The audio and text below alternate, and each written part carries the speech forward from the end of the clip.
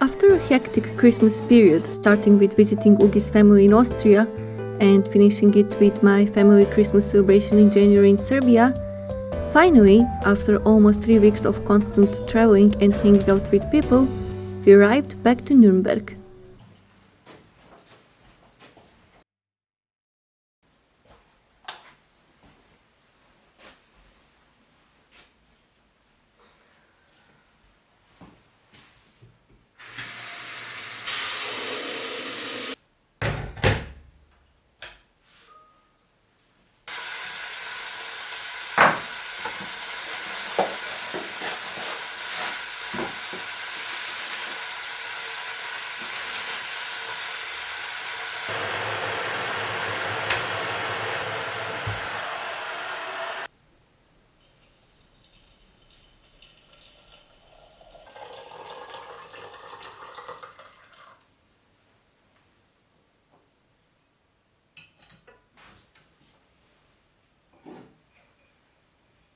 So after Christmas, I took a bus for the first time, not a plane, but a bus from Belgrade to Nuremberg.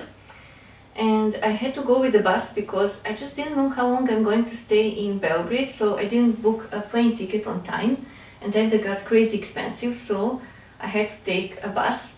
It was not the first time that I take a long ride bus, but it was the first time that I take a bus from Belgrade to Nuremberg, which was also not so bad, because I anyway had a plan to take to Nuremberg a bunch of very heavy art books that I actually can never otherwise take in the plane, because they're so heavy that if I put them in a suitcase, I'm done, I cannot take anything else. That was actually a good side of taking a bus, that I could finally take some heavy books. But on the other side, the bus ride was very exhausting. I don't remember when for the last time I was so tired after the bus ride. So Ugi went a few days earlier because he had to go to Nuremberg back because of work, and I took a bus alone. So the bus ride started at 5 p.m. It was an overnight bus, and I arrived in Nuremberg at around lunchtime. So 19 hours of sitting in the bus, which is really, I say again, not a big deal. I did even longer bus rides, but somehow this time I was from the beginning so tired because I got just exhausted from all the Christmas travelings and visiting friends, family, whatever. And then in the bus there was this woman sitting next to me. She was really nice, but she was a smoker, which means that every time when we made a break, she was like asking me to get up so that she can go out and smoke, because she had a seat next to the window and I was on the other side. Usually that's really not a problem. I can sleep in any possible position. I can wake up and continue sleeping very easy. But somehow this ride was so bad. Outside it was cold, but they were really unnecessarily heating too much. So it was extremely warm. This woman was going out and smoking all the time.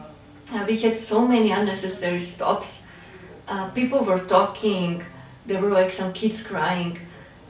So when I arrived in Nuremberg, I was literally just sleeping for 2 days to compensate for the sleepless night in the bus. And I was not able to do anything really. I was just sleeping, eating, reading and nothing else. And after 2 days I started to unpack, and I unpacked my art books, and I started to draw and go back to my normal routine. And it felt really nice after so long time to start having a routine again that I'm used to.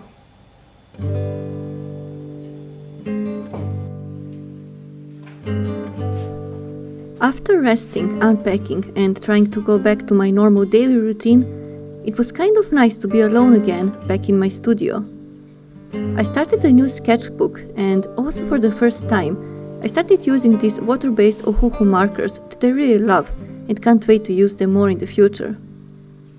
Anyway, I'm really excited about this year, and I have so many plans with drawing and making videos and photography that I want to share with you. I've been also thinking a lot about the past year, how time passed by so quickly. I reflected about everything what I did and learned during this period, and the adventures that I had, and how much all that helped me grow as a person. It was really an exciting and productive year. As some of you know, beside art, Traveling is a big passion of mine, and Ugi's as well. So every free moment that we have, we would try to go out and explore the world. And it is crazy when I think where everywhere we traveled in 2022. I'm so grateful and thankful for that opportunity. So I went through all the photos and clips and memories that I made from our travel, and I wanted to make a recap about all the places we visited in 2022. First, we traveled to Latvia, the only Baltic country left that we still didn't visit, and we had such a great time there. We stayed in a very cool hostel in Riga, where we met so nice people. From Latvia, we traveled directly to Ireland thanks to European low-cost airlines, and Dublin was so interesting and very different to many European countries, at least in my opinion.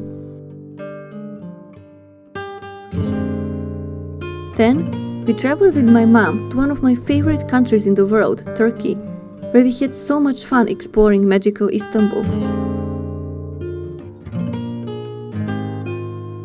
Then, we went to Luxembourg, which was again a story on its own.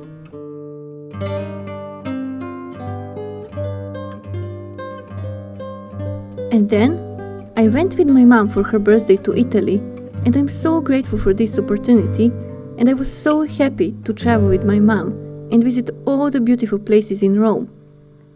I still need to edit that video, by the way. Then, Ugi and me went to explore German Alps, the region called Garmisch-Partenkirchen, with stunning lakes and nature. I also need to edit that video.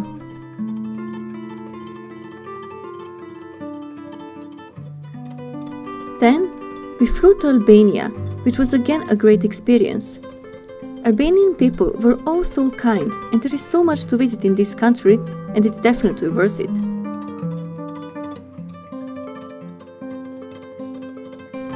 From Albania, we took a ferry to the Greek island of Corfu, which was so relaxing since it was just beginning of the season, and we had the whole beach to ourselves. The sightseeing in the town was not busy. That's one of the many benefits of traveling out of touristic season.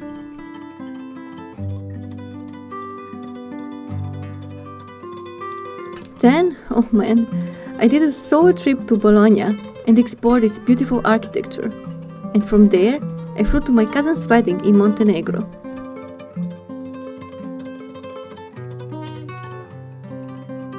Then, I traveled a lot during summer months through Bavaria, thanks to the cheap German €9 train ticket, when I visited Munich a few times, and Franconian little towns like Rothenburg ob der Tauber, Bamberg, Forchheim and Würzburg. I made very nice artworks from those cute towns, particularly the one from Bamberg is my favorite.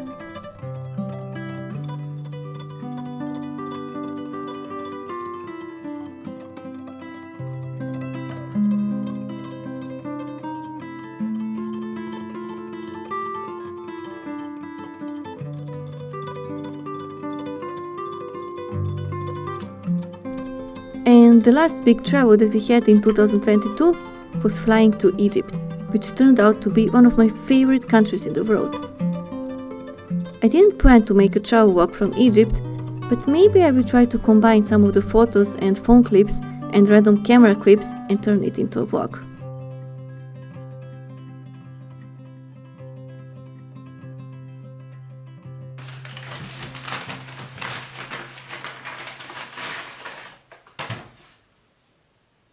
Guys, look at these carrots.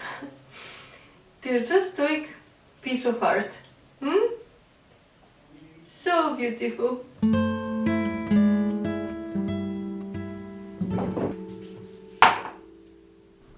I was thinking a lot about my life and the way I am, my personality. And I realized that my nature enjoys the most to switch between those slow, silent moments of me sitting on my own in my studio and drawing, creating, not talking with anyone for hours, and then those highly adventurous days of traveling when I'm constantly on the move. And both of those experiences make me grow in a different way. What I mean by that is, since we never travel with an agency, but always on our own, because we prefer it that way, to be independent and to travel as much budget-friendly as possible, those trips are, on one side, always very exhausting and demanding, since we plan and organize everything alone, and of course something always goes wrong and we have to deal with it in the moment at the place. But those situations are again a huge life lesson on its own, because they teach me how to deal with stressful moments and problems far from home.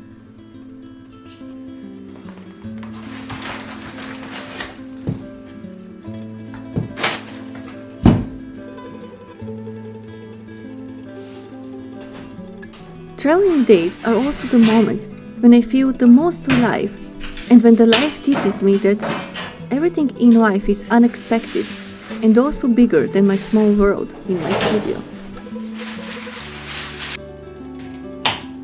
But when I'm in my studio, in my space, on my own, only with my thoughts, I get to know a different side of me, the one that enjoys solitude and exploring my mind and my interest and diving deep into the world of art and books and creativity.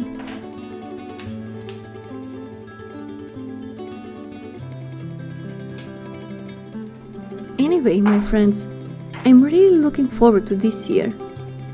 You may think that from everything that I shared with you in this video and on this channel, I don't have self-doubts or fear, but the truth is that last year, although it was incredibly exciting and educational, I still had so many fears in my mind that were preventing me to do more and to grow more and to be more myself in front of the camera and to share more with you about me, my life, my art. Although my channel is very small, it is still not easy to share a life online. We all know that the only opinion that really matters is our own, but I cannot pretend and say that I don't care about what people think about me. So often we search for permission and approval from others about what we do in life. And this year, I want to work on building my self-confidence and trust more my instinct and myself, and not be scared of how others are going to react and perceive me. Of course, it's always easier said than done, but step by step. It is all just a matter of practice and patience. At the end, we are all just humans with our own insecurities, trying our best to survive in this crazy world.